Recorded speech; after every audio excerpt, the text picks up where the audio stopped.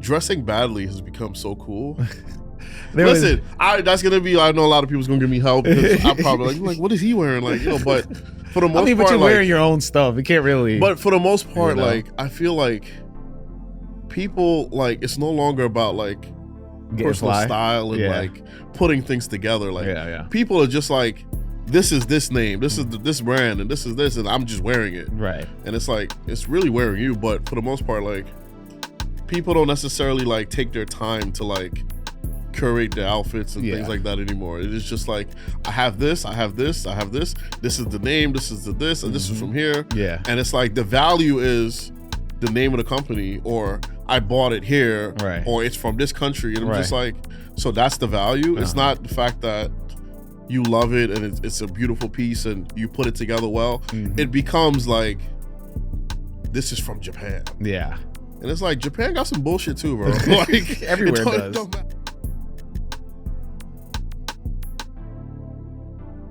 What's good, everyone? Welcome back to My First Kicks. This is episode 263. Hold on. No, 262. All right, I'm leaving this in. Fuck it. And this week, I bring to you another special guest. You want to, Damian? Damian, Kurve King. Yeah, I was gonna say, I don't know if my family calls me Isaiah. You know what I'm saying? Where's that come from? It's a long story. But welcome to the podcast. How you doing? Thank you for having me. No, man. Shout out to D. D's here in the building. He put this together. He wore a fire fitted. It's a fitted, right? It's not the one that he's wearing is not right. We do. I know you do fitteds too, but yeah. And you're wearing one right now. The new, what'd you call it? The Yankee? So they tell me don't do that for legal purposes, but what are they gonna do? You know what I'm saying? But I call it the new Yankee. Yeah. On officially, like the official name of the logo is New York Healing. Okay, I love that too. That's fire, that wasn't though. my idea. That was my manager, my creative manager. He's super dope. City. He's very creative and he can make everything make sense. Look, you know I like that. To be honest, yeah, because especially, and now you got my brain thinking too, because it's like there was that, that time everybody says like, oh yeah, blank is healing. So yes, I'm familiar with that. I think around. So that the hat officially came out in 2022. I've been sitting on the logo since like around the pandemic started. Yeah. And when I sketched it, it actually came pretty quick. I sketched it in like 2 minutes. I was like, holy shit, this logo changed my life. But anyway, now that I look back, I'm like, yo, this 2 minute sketch changed my life. But anyway, so when I sketched it, originally the idea that I had, I'm from the Caribbean, but I grew up in New York, and I'm a hat enthusiast. I got an opportunity to design a hat, and the first thing that came to mind was like, I need to make my own Yankee. That's the hat.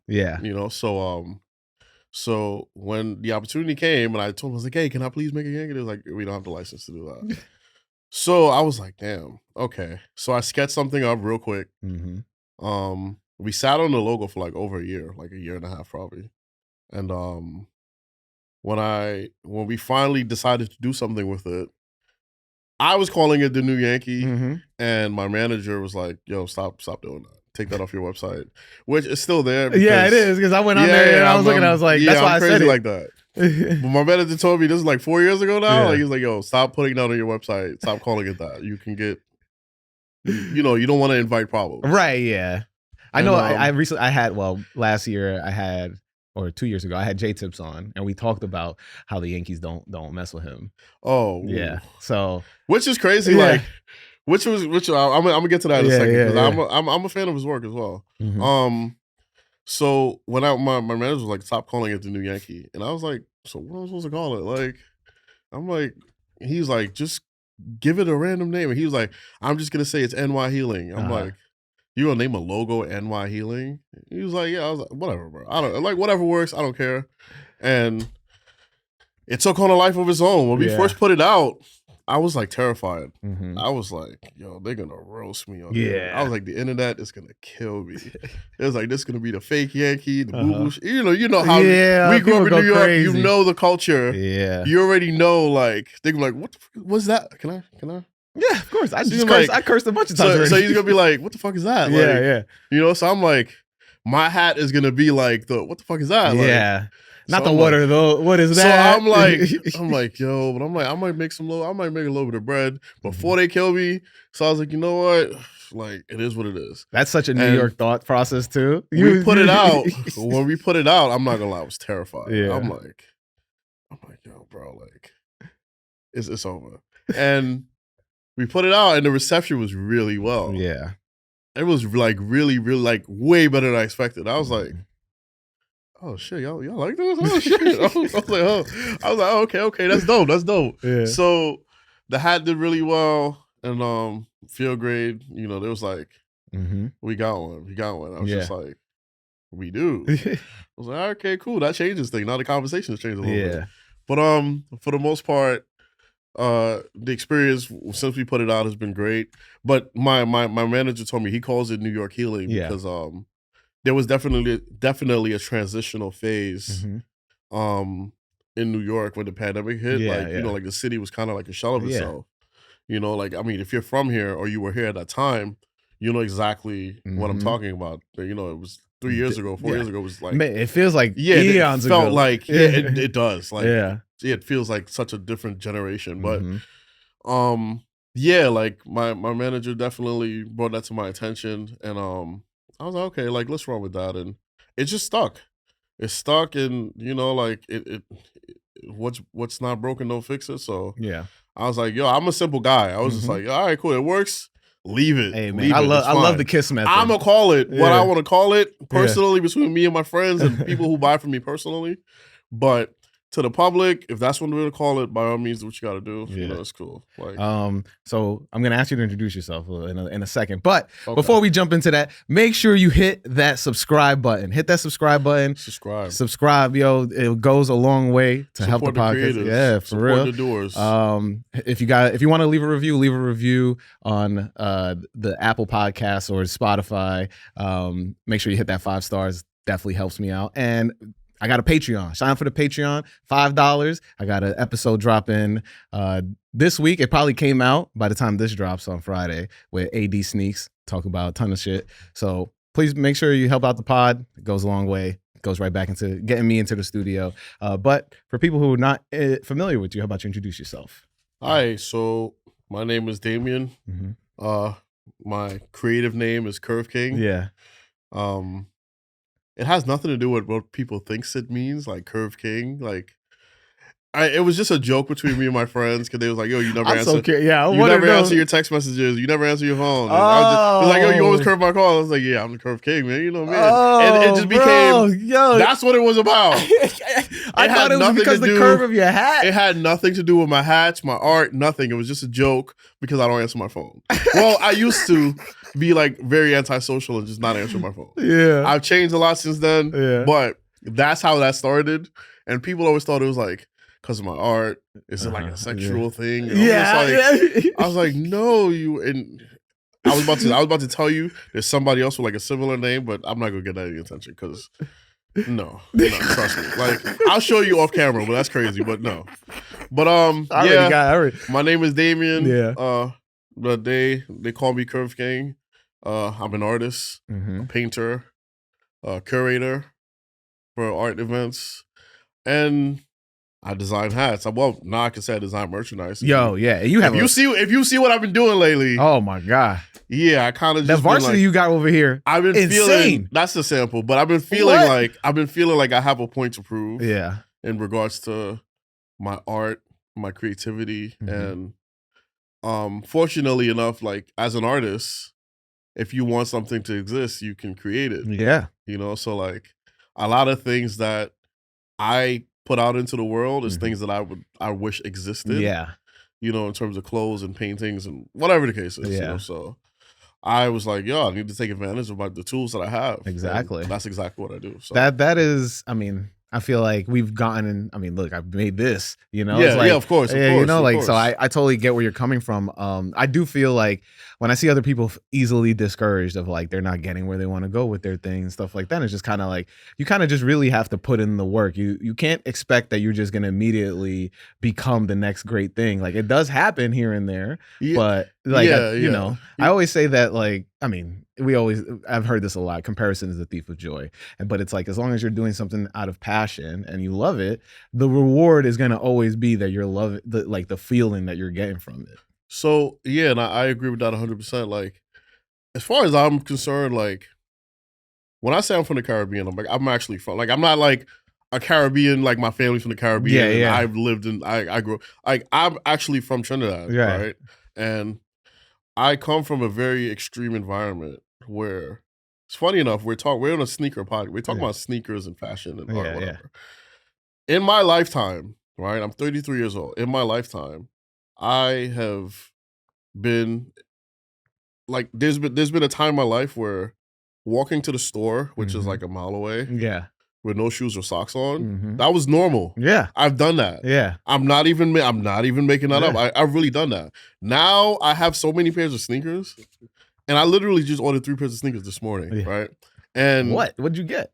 I got the Laker 4s. Oh yeah. I got some John Morant 3s. And I got to check my phone. What's the third thing I got? Laker 4s, John Morant 3s. Oh, and I got the Aqua 8s. Oh, okay. Yeah, I got the Aqua 8s. So I was thinking to myself, like, look at look how the pendulum swings. Like, look how I'm like, I come from this environment where like I had to walk a mile to the store. Right. And if I didn't have any slippers, that was just normal. Yeah. Like, you know, your feet get black, you go back home, whatever. Now I have like the leisure. I can buy 3 pairs of sneakers today and not think about it. Yeah, exactly. Like I just told I even forgot what I ordered. You know what I'm saying? Yeah. And it's not even to brag. It's just like, it just goes to show like how far I've came in my life. And if this is the peak right now, to me as a 10-year-old, like I've already won at life. Yeah. Because to be able to get the opportunities that I've had so far in my life, I would never have imagined like these things can happen for me. Yeah. You know, like we all have this, well, we used to have this idea when we were younger that these things happen, but they don't happen to people like me. Right. You know, like it's people always win the lotto every day, but not us. Yeah, like, you know what I'm saying? Like it doesn't happen for us. So the fact that like my mom like should be out if she's in a different city, and she'll intentionally go to like a store she knows will sell my stuff, just to look at it.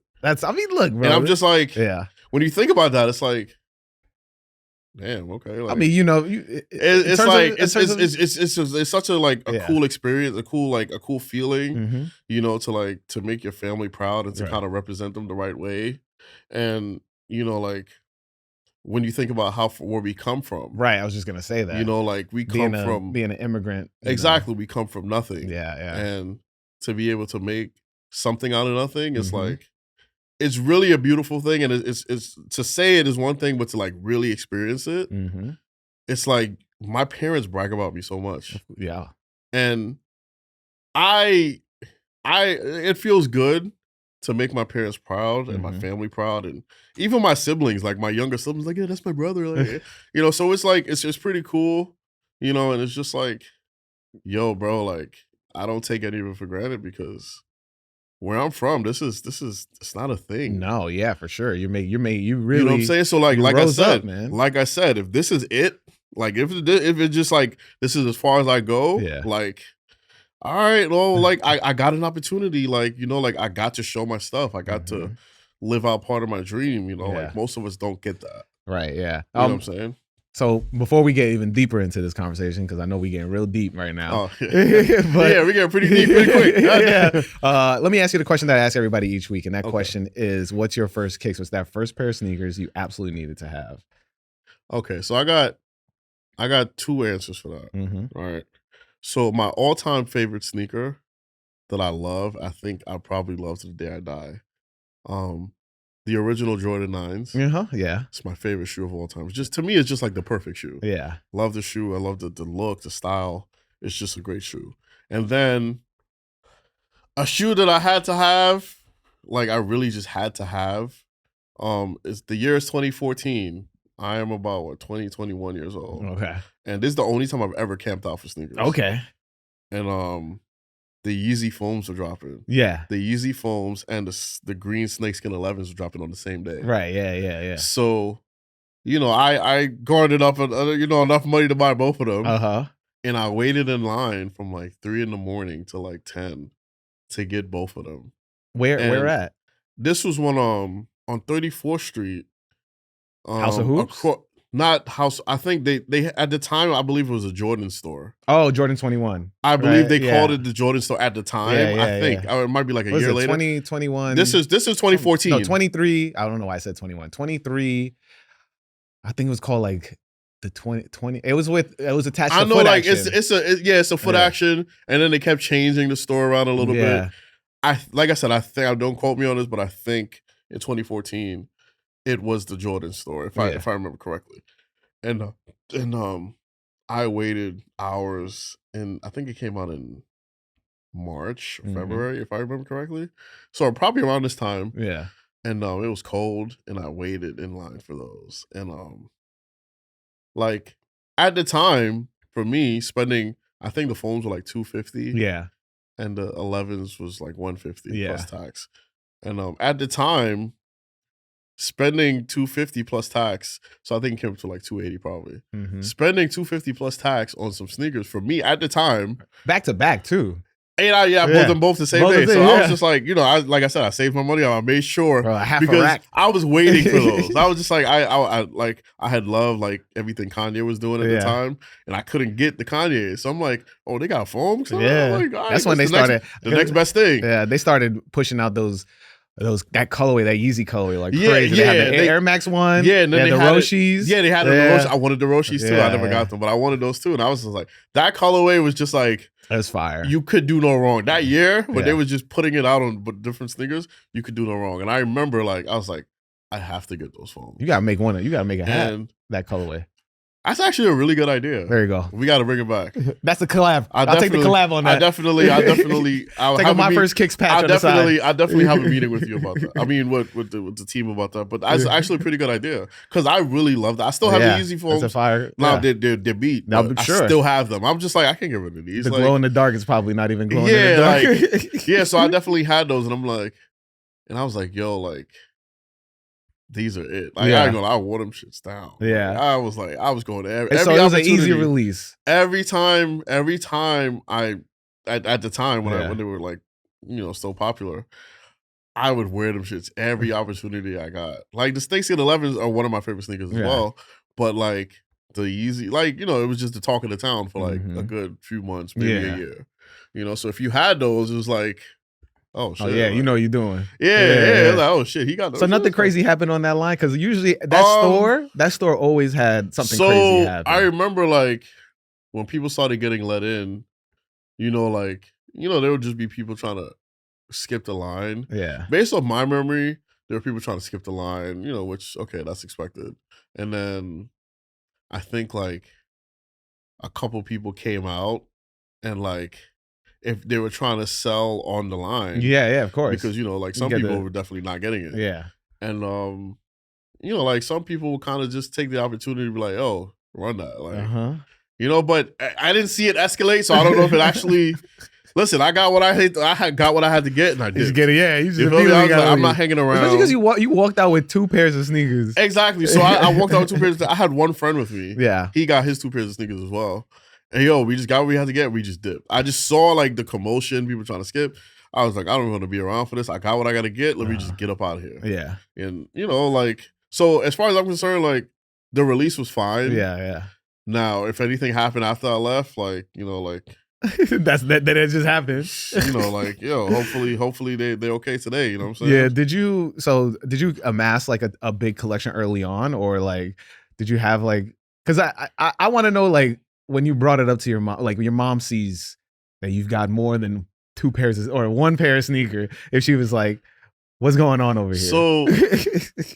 So like I said, I'm a simple guy. Yeah. Right? Like I'm not, like, I don't have many vices besides like probably just buying sneakers. Yeah.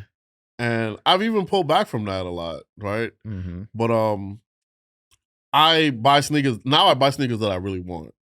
I don't just buy it because I'm just like, oh, those are dope. I gotta get those like to resell. I don't do that. Nah, yeah. I generally buy sneakers. I'm like, oh, I like those. I'll wear those. I could, whatever. And then a lot of times too, like when I design a hat or somebody on my team designs a hat, I'm like, shit, okay, like I gotta look for a sneaker to match with this, whatever. I'm still old school. I still try to match sneakers with hats and stuff like that. Like I know that's not really a thing anymore. People just wear what they want, which is fine. But I still think like, hey man, oh, I got this hat. I gotta get something to match the hat, whatever. But for the most part, like it's funny enough, like my mother should be here right now. It's Saturday, she's not working right.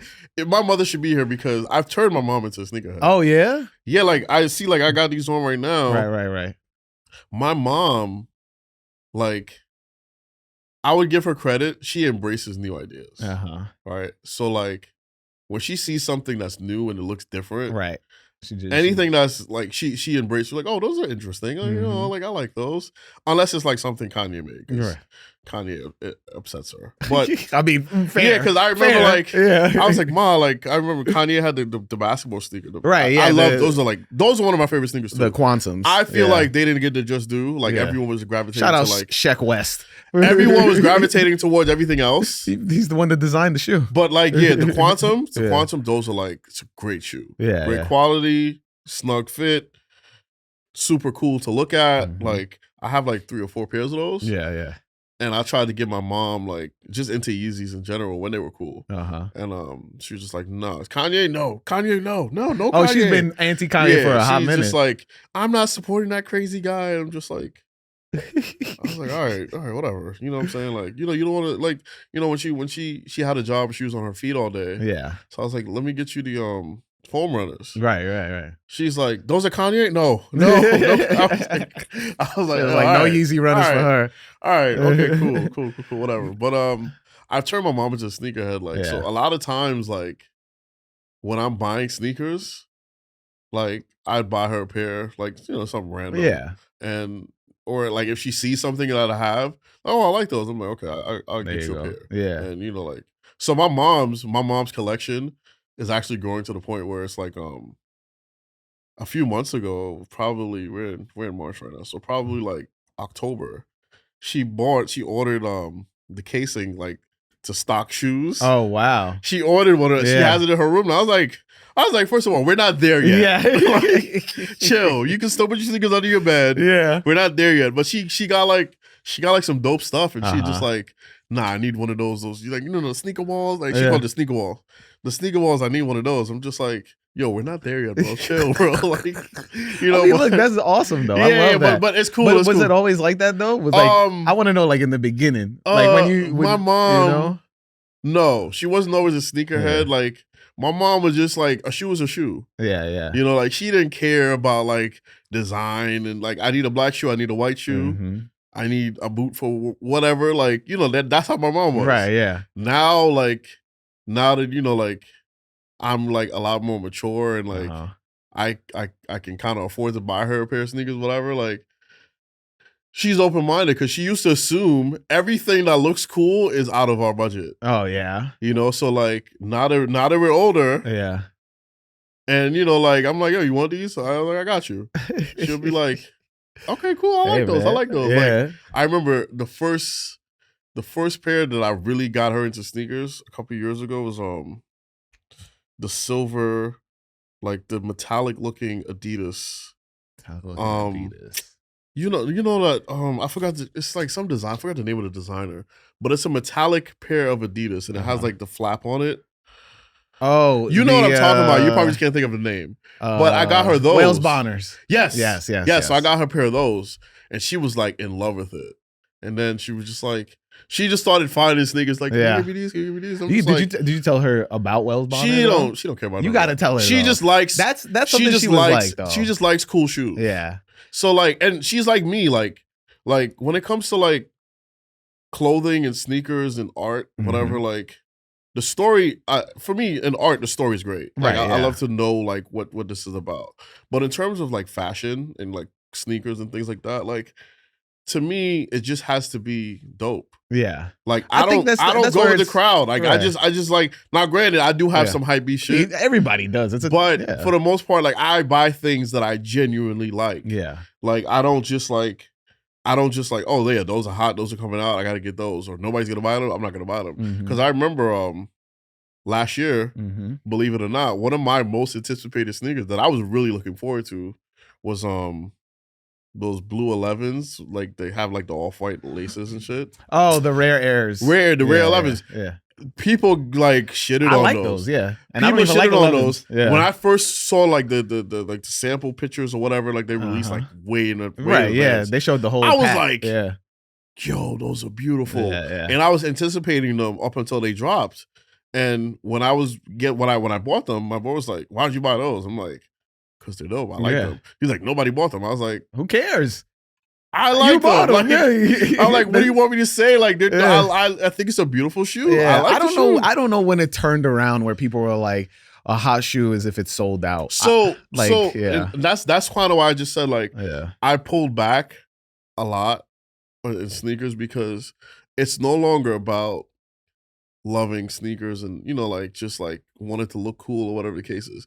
It's just about, do you have like the cool thing? Yeah. Like, are you on trend? Exactly. And it's just like, it's no longer about the love of sneakers. And I kind of hate that. You know what I'm saying? It's just like every shoe that is like popular, now I got to spend extra to get this. I'm just like, okay, like this is really annoying. And then like a lot of times too, like Instagram fashion or social media fashion drives me crazy. Because, for sure, yeah. Because, okay, not only when you get the shoe, like, okay, you have the cool shoe, but you actually had to have like a cool style. Yeah. It's not about just having the shoe and then you just put a blanket over yourself. Like, you still had to have a little bit of style. Like, you know what I'm saying? Like, you still got to come with it. Exactly. Like, I feel like a lot of people today, and I call it like social media fashion or style, trends, whatever, like, dressing badly has become so cool.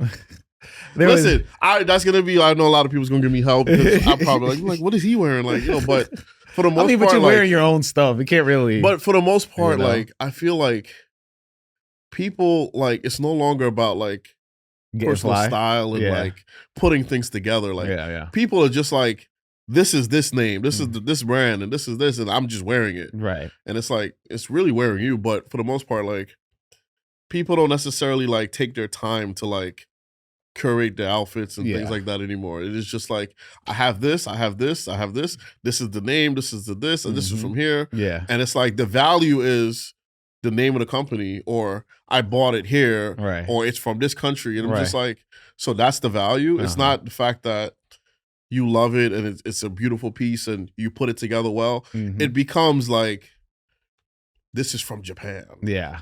And it's like, Japan got some bullshit too, bro. Like, everywhere it don't matter. Yeah. You know what I'm saying? Everywhere like, I'm not gonna, like, I'm the type of person, I'm not gonna value it more because it's from, or because this person made it, or because it's this name. It's just like, is it a beautiful piece or not? Is it dope or not? You know, like, if it was nameless, would you wear this? Yeah. You know, would you love this? Yeah. So that's kind of how I look at like a lot of sneakers and fashion.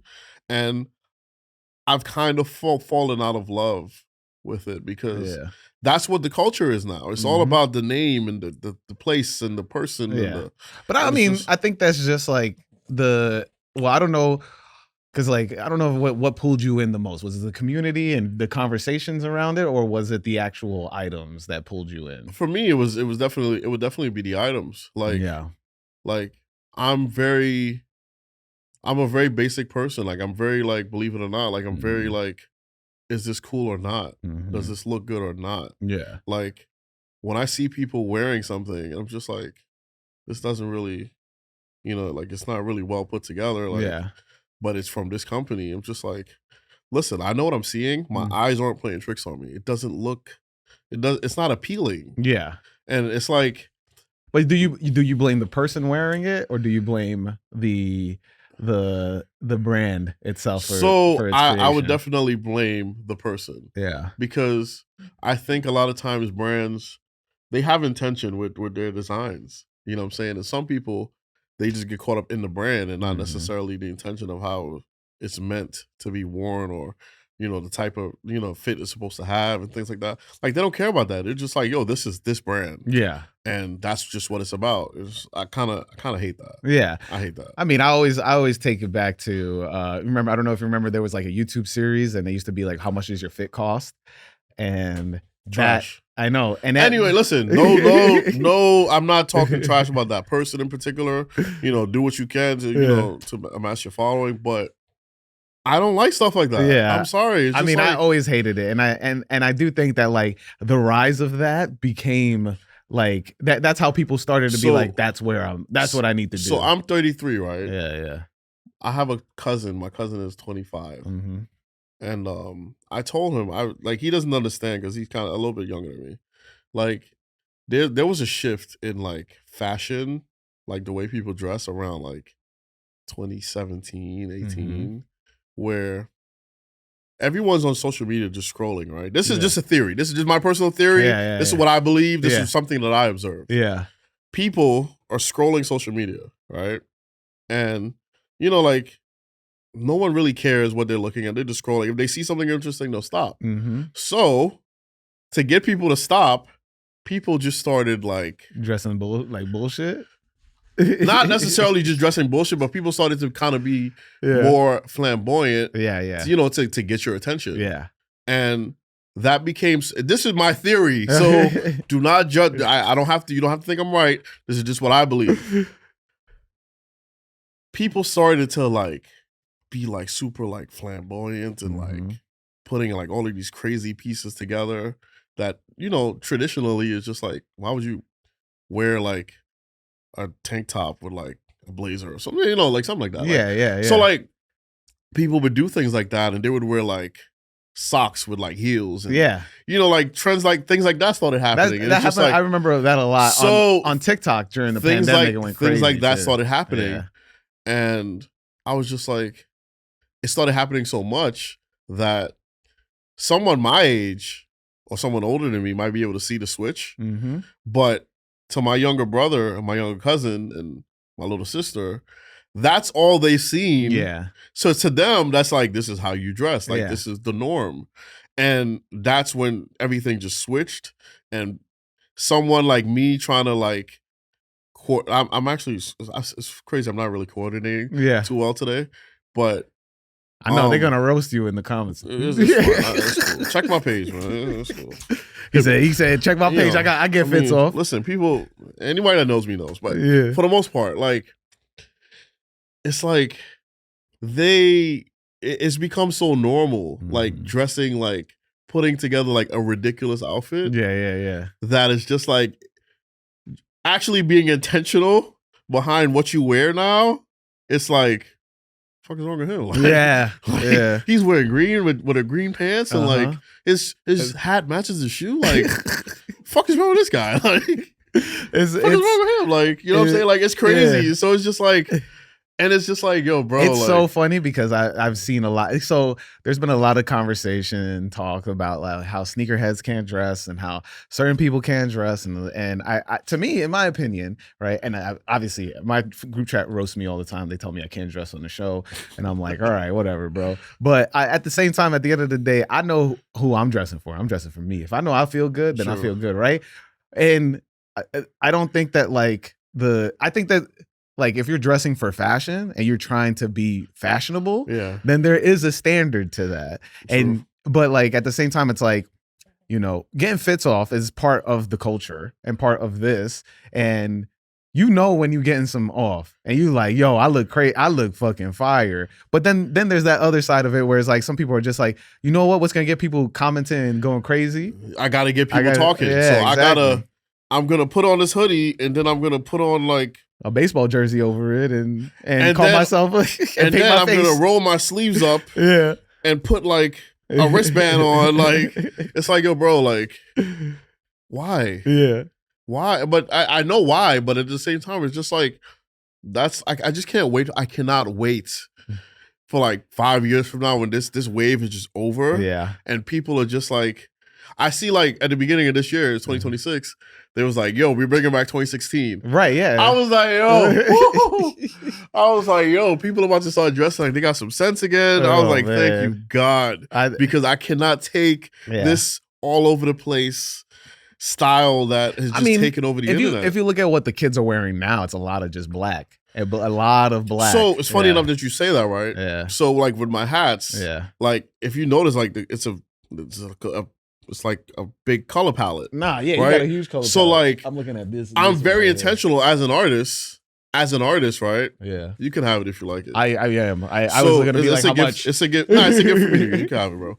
But so when you think about it, right? Like I am intentional with the color palette. Look at the color palette. And even like, you know, the team that helps me design hats or whatnot. Yeah. We're intentional because it's just like, I am tired of seeing black everywhere. Yeah. I'm not against it, but I need people to kind of be comfortable and get comfortable. You know what I'm saying? Like get comfortable with their style and things that they like. Like I have this, I feel like a lot of times people hide behind their clothes. So it's like, I kind of study people a lot, right? So it's like when I see someone that wears like a lot of black, a lot of dark colors, whatever, it's like I feel as though like whatever it is that they're going through in their life, their personal life, they feel as though like we can see that on them. So there's this thing that people do where they hide behind their clothes, where they're gonna put on a big black hoodie, big black jacket. You know, they're gonna be wearing the hoodie for no reason, and they have a nice haircut, but they don't want people to see it because they feel as though whatever it is that they're insecure about, or whatever it is that whatever it is that they have going on, a lot of times, like our subconscious makes us feel like people can just see it on you, you know. So it's just like I was just like, yo, if people feel good, I want them to start wearing a blue hat, a yellow hat, a green hat, whatever. Like I want people to start feeling more comfortable and confident, and that's very intentional. When I design clothing with like bright colors. You know what I'm saying? Like I want people to just I've never thought about it like that. It's really like a psychological thing. And it's like I read books. I read books and like to kind of like study I never took classes or anything. I never went to school for it. But I definitely study the psychology of people. And I incorporate a lot of it in my art. And it's all intentional. You know what I'm saying? Like I can easily like black hats sell. I can make 1,000 different variations of a black hat. But ultimately, like what I want people to be, you know, like when you think about an office space, an office space is usually white. Well, I work in one that is like prison is gray. Right? You go to certain types of environments, like certain food places. The color palette is like red or whatever the case is. Like colors have meaning and they have effects on you. Right, You know what I'm saying? So it's like when you like just naturally like think about it, like the black in this room right now, it makes us feel safe. It makes us feel like nobody can get to us. Right, If that was like white or see-through, our like the way we just feel just naturally on the inside would feel totally different. And it's the same room. But colors definitely have an effect on people, and it makes you feel a certain type of way. So a lot of times, black makes people feel safe. You know, did you get that like instinctually when you first started like painting? Like, is it like were you like doing something and you're like, wow, this made me feel this way? So yeah, naturally, I noticed things like that when I started painting years ago because you see like naturally, like I always understood that colors have meaning. Like colors have a psychological impact on you. If you're just in a room all day and it's black, one way or another, it's gonna affect you, how you just feel. You know what I'm saying? So I always understood that, and I chose to be very intentional in my artwork, which is why I include a lot of colors because like if somebody's having a bad day and they walk into a gallery and they see my painting and they see all of these colors and it could be a sad painting. It could be like some devastating shit. But they're seeing colors and like neon and all of this and all of that. And they're just like, look at this shit. Like, and then like their mood changes a little bit. You know what I'm saying? So definitely like colors definitely impact how like how we navigate the world and how we feel about ourselves and, our mood and things like that. So me understanding that, I'm very intentional with the colors, which is why, like, I really love, like you mentioned, you've interviewed Jay Tibbs before, Yeah. like, which is why I love his brand because Yeah, it's very bright. It's very because like, it's colorful and it makes people wear colors. Yeah. And I'm like, yo, that's really dope because he can Mhm. easily like if he makes one of his dopest hats just black, that's gonna just print money for him. Yeah. And I'm sure he probably knows that, but he's intentionally making people wear bright colors. Yeah. Even when he had the option to do a black hat, he will like cut it in half and do some weird exactly, style. which I think is pretty dope. And I'm assuming that he knows what he's doing. 100%. Like I'm assuming that he knows that and he's intentional with the colors. Yeah, but he's super intentional with everything. I think that's super dope because like you're forcing people to kind of just be comfortable with themselves. And believe it or not, like for obvious reasons, that's helpful to society. Yeah. You know what I'm saying? So especially in this current day and age, man. Exactly. So it's like, listen, bro, like you go into a room and you see someone with a bright outfit with a bunch of colors, even if you don't like the outfit, it naturally like it make you feel a little bit lighter. Yeah. You know what I'm saying? So like understanding that concept and how colors work and how it affects us psychologically, I think, yes, it's very important. And that's why I love what he does and things like that. I mean, you're doing great work too yourself, Yeah, I'm trying, man. I'm trying to get up there, you know what I'm saying? Like, right now it's at a point where it's been taking care of me and I can't complain, like it's been great. And I think we're definitely just scratching the surface. You know what I'm saying? But like for me, like I like I want my business to get like I started working with my brother. He's not here today. He's supposed to be here. I started working with my brother and my brother, my creative director. I mean, I said my creative director, my creative manager. Yeah. They've been coming up with a lot of the ideas. Like, I mean, I have a lot of ideas. A lot of those are my ideas as well. Yeah. But like for the most part, like they're in charge of like a lot of the merchandise that are gonna be produced and made. Yeah. For me, like I just want to create. I just want to paint, create pictures, and come up with ideas. You just want to be a creative. And then they'll take elements of my work. Yeah. And then they'll put that into the brand. They'll put that into a hoodie or a jacket or the hats or whatever it is that we do in the future. Yeah. Like I just want to focus on painting and, making some cool art. Yeah. And then, like my art is gonna create other things. Right. You know what I'm saying? So yeah. Like being a creative, especially during this time, I feel like there's a lot of people that are, I don't know, I talk about the creator economy and how like, that I feel like we've created a way, people before us have created a way that stuff should be like accessible or be accessible at a certain point. And it does create this like huge distance of gap of like, oh, this is the type of quality you need to be at in order to get an opportunity or something like that. And so there's definitely like this huge gap in between like, say your first hat, your first design, like, and now you've changed the game because you got an opportunity with a brand that not many people know, but people do know about Feel Great. Yeah, and definitely. It's like, it does like now you're like, oh, I'm gonna do hoodies, I'm gonna do varsities. Like I say all that to say like, what keeps you motivated to continuously try new things and do more creative things? So I feel as though like I was telling you off camera, like when it comes to creativity, when it comes to art, in terms of painting, fashion, music, film, whatever type of art you can think of, people don't know what they want until you create it. Yeah. Right. Like 20 years ago, we would never have known that we would love a brand called Off-White. Yeah. No, who would have thought that we would like something like that? I wish we had time. I wanted to go real deep into this one, but yeah. So like when you really think about it, like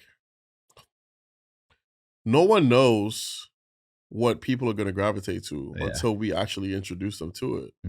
So for me, like my mind is always like going like, what can we introduce the world to next? Yeah. Because we have all these ideas and a lot of times like we play it safe and we don't bring our most creative ideas to life. Mm-hmm. And I think like we're definitely doing the world a disservice. Yeah, 100%. You know, like we always shoot our ideas down before we even and give it's it a like shot. you have to be bold enough to be innovative. Mm-hmm. You know what I'm saying? Like in terms of like what you're creating, because it can catch on. Mm-hmm. I honestly listen, in today's world with the internet, especially in America, Yeah, you can sell anything. mm-hmm. You feel me? There's a niche crowd for anything. My man just made a podcast that's based on sneakers, and obviously you're gonna grow and it's like it's gonna expand, but Mm-hmm. there's a niche audience for everything. Yeah, for sure. Like, so that being said, it's like you start and you service those people. Mm-hmm. And it doesn't you don't need every single person in the world to gravitate towards it. No, yeah. But if they do, that's great. If That's it gets fire. there, that's great. The more Yeah. people, the merrier. But for the most part, like you know who you're talking to. Yeah, You know, that's all about intentionality, right? Exactly. If your intentions are pure, then the people that can feel that will stick with it too. Exactly. So it's like when I design a crazy hat with some bunny ears Mm-hmm. or a see-through hat or whatever the case is, like I'm like, this is for a certain type of. This is not for everyone. Everyone, I don't want the bunny hats to be the norm. I don't want to see everyone walking around wearing a bunny hat, ears, whatever. You know what I'm saying? But I definitely know that there's a good amount of people that would really appreciate this. Yeah. Something like this. Yeah. This is for them. Yeah. You know what I'm saying? So it's interesting. And I mean, me and D had a conversation about like audiences and when you create like, and I've said this several times on here, but like your options are basically, do you go to an already made audience or do you make your own? And because it's like, and not to, because I know you about to go off right now, but with something like this and the way I've explained it to a lot of people will be like, oh yeah, you're just talking about sneakers. I'm like, nah, man, it's a lot bigger than that. And Yeah, it's a lot more about people's journeys. And this is actually like a real conversation versus me being like, so are you gonna get, Oh no, you no, know? trust me, listen. Yeah. Based on our conversations before me coming here, Yeah. like I knew it wasn't gonna be like, so are you gonna get these sneakers? Like if Have you heard that was these the are case, coming I'd out? have been like, listen, bro, I can't bro. I ain't coming here to talk Nah, about. yeah. But I think it's just like we already know what audiences already exist that are the algorithm is gonna force it down everybody's throat, Yeah. right? And there are going to always be people that can jump into that and actually feel fulfilled. And I'm really, super happy for them. But when you are always like thinking actively or like you're trying these different things and you want to try and you want to be different, you want to put these weird things out into the universe and you want to put out these weird ideas into the universe and you don't take that chance to do that, like because you're so intimidated of like, oh, nobody's going to fuck with it. It's just like, nah, you should put it out because people eventually will, or like you will find your people. Have you ever seen the movie? Are you familiar with the movie Slumdog Millionaire? Yeah, yeah, but I watched it on VHS a very long time ago. Yeah, I think it's like 15 or 20 years old now. Yeah. But so the movie Slumdog Millionaire, if you remember, everything that the guy went through in his life, yeah, kind of like helped him. Like how can I put it? Like everything that he's experienced, basically, long story short, was for a reason. Right, exactly. Right. And to drive the point home, it's like for me, like I've been through a lot of trials and tribulations in my life. And where I'm at right now, I could see, like I always see why I went through that. I'm like, oh shit, okay. Like if I didn't go through that, then I wouldn't be able to navigate this situation. Yeah. So my point is, it's like, for me, I was kind of forced to be innovative. Yeah. In terms of my art and my ideas and the hats and whatnot. Like I wanted to make a Yankee hat. That's what I wanted to do. That was the first thing that came to mind. And I wasn't allowed to. Like, but 5 years ago, 6 years ago, if you told me, like, I was hell-bent on, like, I have to make a Yankee. Yeah. And lo and behold, the universe had bigger plans for me. So I had to make something. And we're just scratching the surface. Yeah. But one day, I personally feel like this idea is going to outlive me. Yeah. It's probably not even going to peak in my lifetime. But for the most part, like... I wouldn't doubt yourself like that, but... I mean, listen, if it peaks while I'm still alive, that's great. Yeah. But when I create, I'm like, this is gonna live way beyond me. Yeah. Like that's just how I see it. So I'm like, okay, like everything it happened for a reason. Mm-hmm. Like I didn't like I wasn't allowed to make the Yankee because I had to give y'all this. Yeah. I had to create this Yeah. for the world. And listen, it might be like the fake Yankee to a lot of people for the next 5-10 years, but eventually it's gonna be like, oh shit, yeah, that's the hat. Yeah. Like that's the normal hat. Mm-hmm. Whether it's competing with the Yankee or not, it's not gonna it's gonna hold its own weight. Mm-hmm. You know what I'm saying? So with that being said, it's like in regards to like catering to an audience that already exists, it's like if you look at my art, I'm not saying it's the most unique art in the world, but I as a young black man in America, like I never had the privilege of like half-assing, Yeah. right? So what I mean is I always had to like create something I've always had to my back was against the wall. I had to make something new, Mm-hmm. and I had to put my best foot forward. I had to do it to the best of my ability. Yeah. Because if I don't, it's over. Yeah. So like I was never given the privilege of like, we're gonna support you because we like you and you're cool, whatever. It's like, no, it has to be good. Well, you have to make something good. Mm-hmm. Or if you don't, we're gonna let you know about it. Yeah. Like that's just how I was raised. That's like I was never given that privilege of like, it's okay, you'll get it next time. Like, no, like you have to do things correctly. Right. And because of that, when I create, I'm very intentional, and I'm just like, I understand like most people, it's gonna take a while for this to catch on. Mm-hmm. But I create with the intention of like, when it does catch on, like I'm creating something that I know will catch on eventually. It's gonna take a while, Yeah. but it will. Yeah. And but I think that speaks more to longevity, because like that like you're not here just to make something and then dip. Like you're here like to create a legacy. Yeah, of course, of course. I always think like even with the pictures that I paint, mm-hmm. like I always tell myself like, if somebody sees this for the first time 100 years from now, yeah, would it still have the same impact? Yeah, I always think about stuff like that. That's the same thing I think with this podcast. So yeah. I think about stuff like that. I'm just like, when I create, I always think like, how is this gonna age? Yeah. When I buy clothing, mm-hmm. I buy clothes like with the intention of like, would I wear this 5 years from now? Yeah. Like, would I like this 5 years from now? Right. Yeah. So like, I think about stuff like that, and it kind of forces me to think about that when I create. Mm-hmm. So like, by a force of nature, like I have to like kind of create my own audience in a sense, and like cater to like people that embrace new ideas, mm-hmm. and everybody else will catch on whenever they do.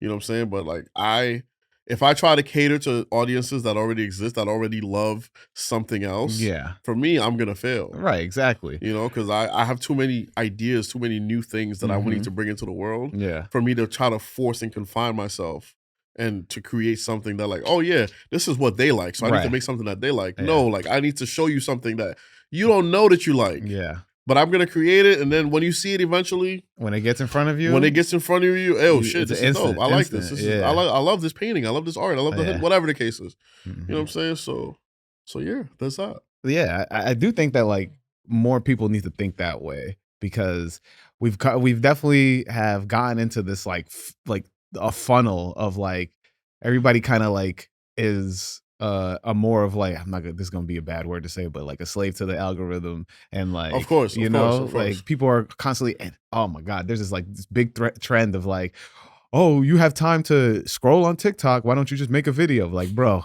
we don't need to hear about everybody. Yeah, like everybody doesn't need a voice either. Yeah, facts. And well, one, take away Lil Yachty's mics real quick. I'm not mad at it.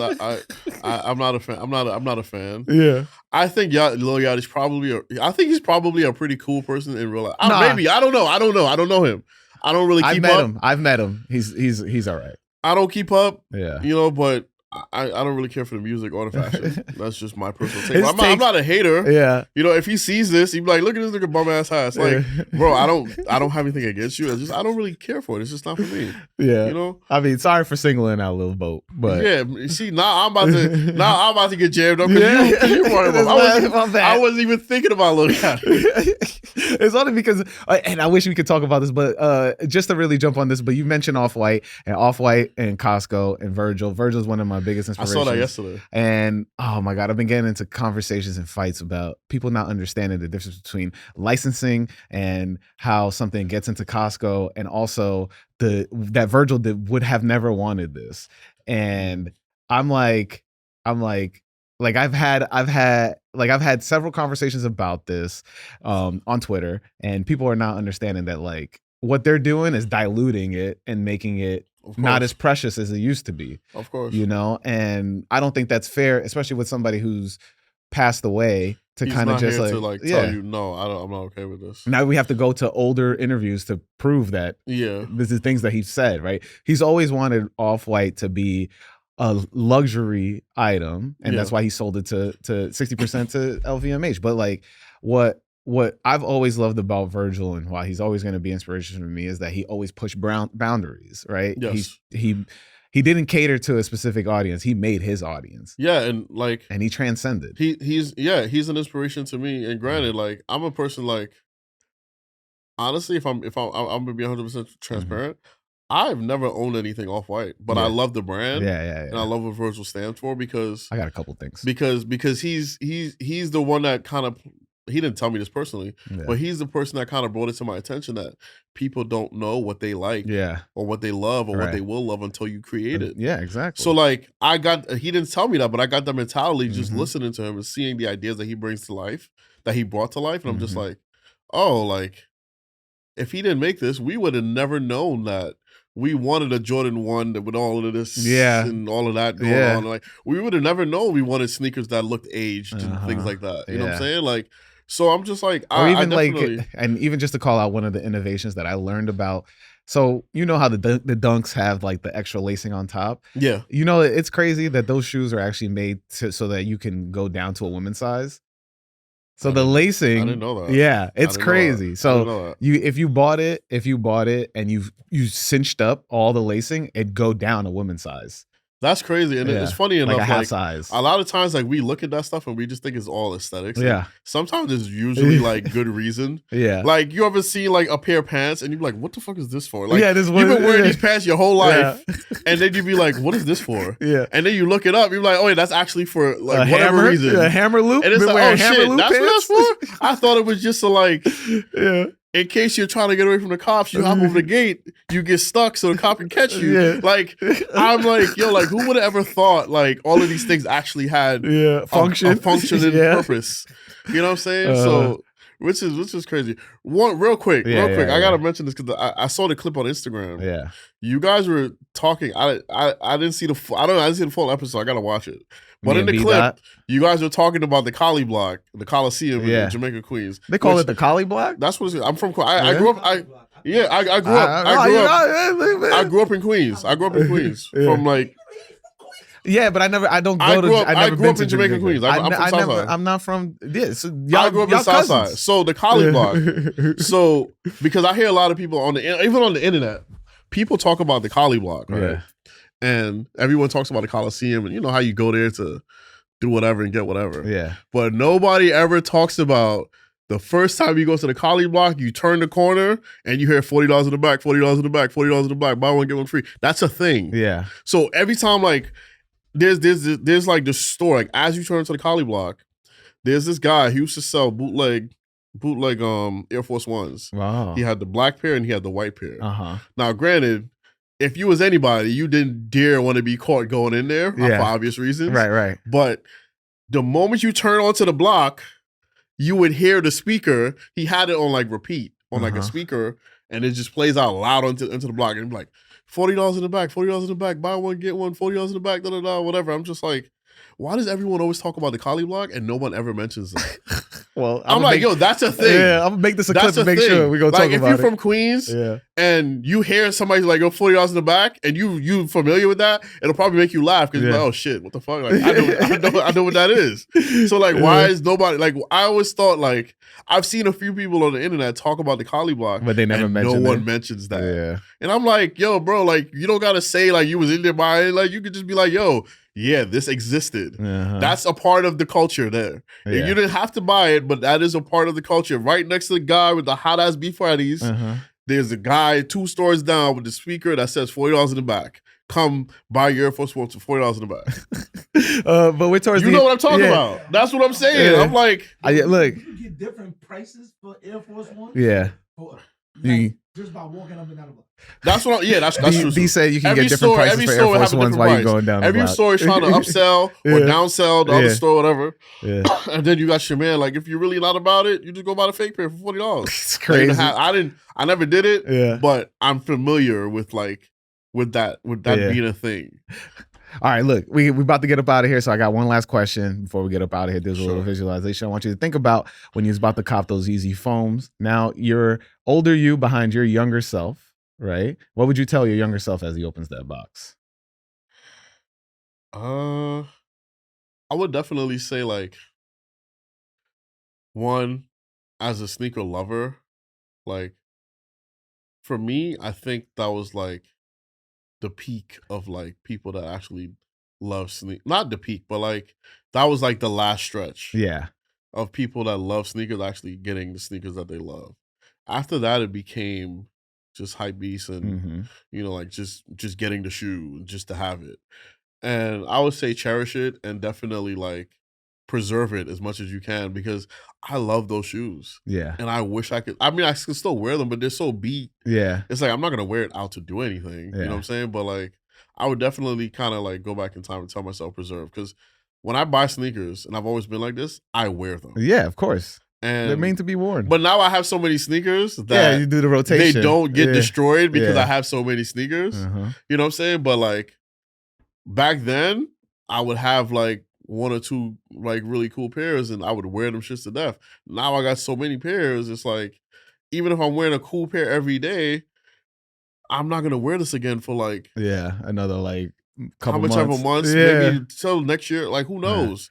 You know what I'm saying? So yeah, I would definitely tell myself to preserve. Yeah, because the aftermarket is like I think I looked it up on StockX like 2 weeks ago. Nah, it's crazy now. Yeah. Even the snakeskin 11s I bought the same day. I think it was like my size was like 450. And I was like, I would like a retro of the Yeezy foams, to be honest. I would love that. I think that's probably like the one pair of foams that would get me back outside to get them. Well, I don't know if I'll go outside to get them now, but like I would definitely need to cop those. Let everybody know where to find you.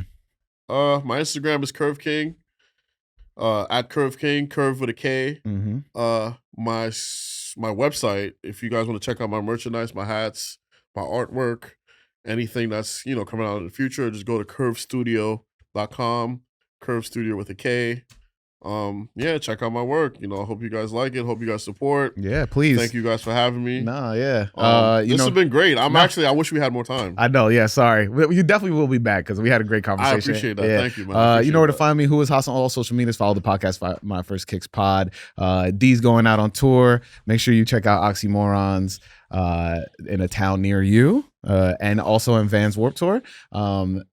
If you want to write in, hit me up, info@myfirstkicks.com. Write in, tell me your My First Kick story, and I'll read it to a guest.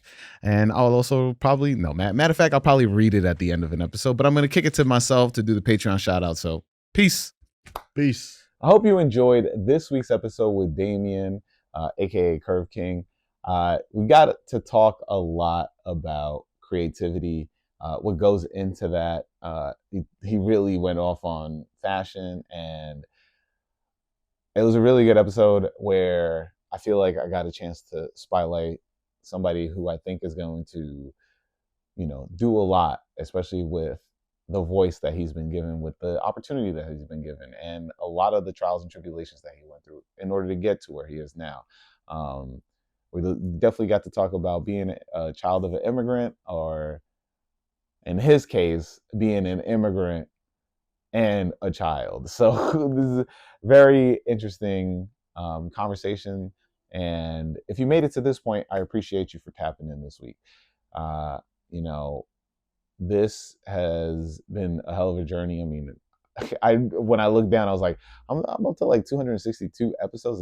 This is wild. So, you know, I always tend to reflect a lot about the journey that I've taken with this podcast and a lot of the ups and downs, and I don't take none of it for granted. So being a creative and being a podcaster and doing a lot of this stuff myself, like recording this video that I'm recording right now and editing every episode and editing all the clips, you know, I do this for the passion that I have for sneakers, the passion that I have for conversation, and the passion that I have for podcasting. So you can hear me expand on that, especially on my episode of MSR Radio with Adam Butler and Paul. And I think that, you know, if you want to hear more of me speak that way out there, definitely support that episode, and hopefully people have come from that episode to this podcast. So if so, I appreciate you.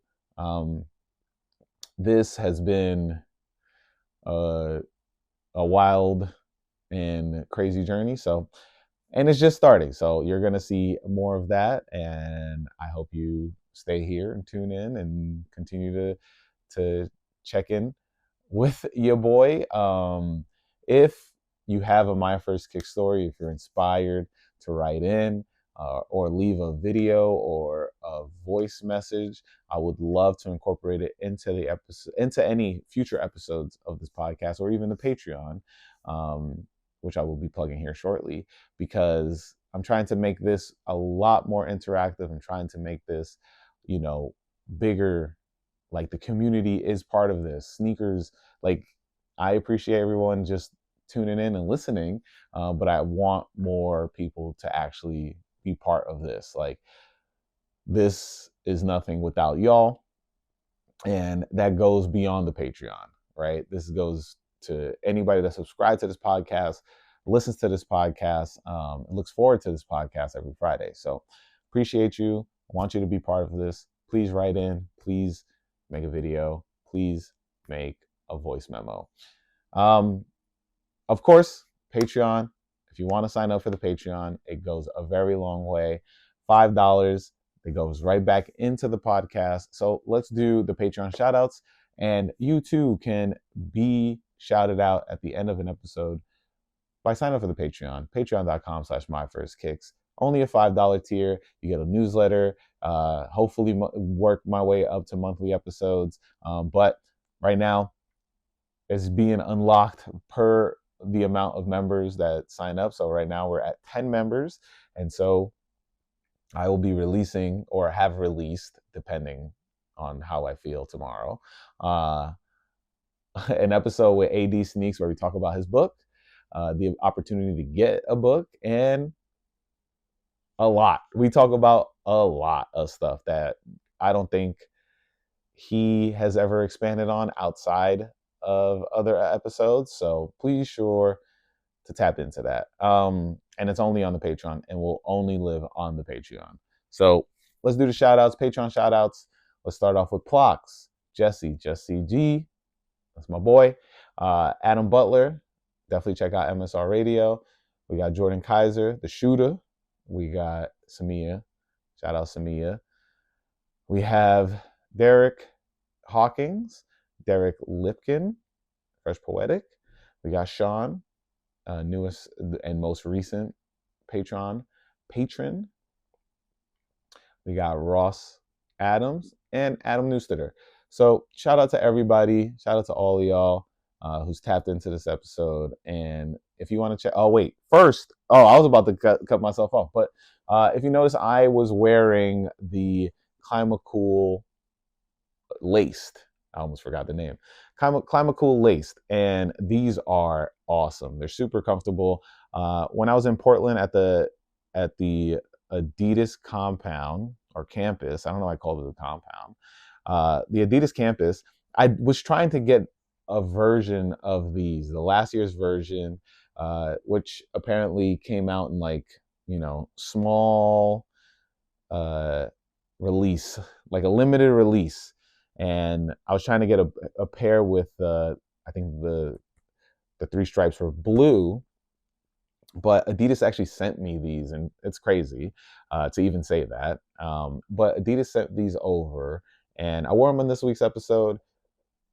I really enjoy these, and I'm gonna be wearing these a lot because these are very interesting and very comfortable. A fully 3D printed shoe. I've never been a fan of just like the ones I've seen, like the ones that we've seen. Nikes. Like I don't like any of those Air Maxes, but this is different. Like I think the versatility behind this shoe is very different, and I thought about that last year. So it was always compelling to me. I was definitely in the market for this, and so thank you to Adidas for blessing me with these and let me, get these before they even dropped, which was crazy. Like it was very dope.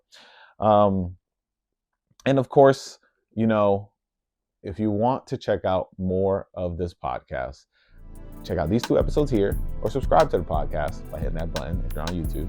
And of course, what we say each week, wear your kicks. Peace.